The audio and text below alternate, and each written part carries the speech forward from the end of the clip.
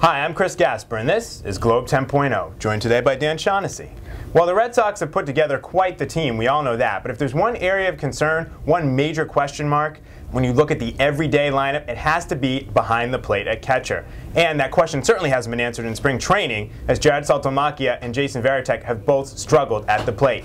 Dan, how concerned are you about this? These guys are not hitting. I know it's spring training, but... I'm not concerned about the hitting for either guy. I mean, to me, this lineup is so stacked, so loaded. They were second in the league in runs last year. That's a great point, and yes. you've added Carl Crawford and Adrian Gonzalez, and healthy guys, Pedroia, Euclid. I mean, offensively, they should be in good shape in a big way. As far as I'm concerned, the catchers could hit 0 in the 8 spot or the 9 spot. That's okay. It's handling the games, it's game calling, managing that pitching staff.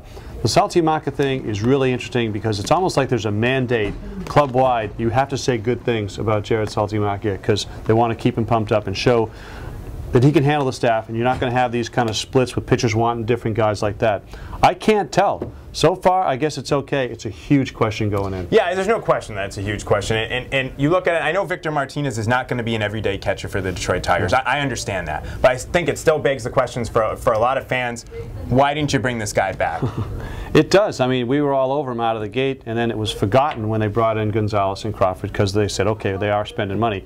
You could have done both. It wasn't done. The pitchers didn't like throwing to Victor. Buchholz did, though. Buchholz said, hey, I feel like I lost something here. People forget. Wow, Buchholz blossomed under Martinez. Him and Varitek working together, that didn't quite work. He loved throwing to Victor Martinez. I'm not saying he doesn't like throwing to Varitek, but Martinez was his guy. Yeah, it's weird to think of anyone blossoming under Victor Martinez as your catcher. I think it would have happened anyway, but if Clay wants to think that, you know, I'm not going to be the one to tell him that's not the case. Salty has had, you know, throwing disease in the past after the shoulder thing. You worry about that. But I was there the night he threw out Curtis Granderson by 6 feet, stealing second base on a high fastball from Jenks. That's a good sign. Again, handle the staff.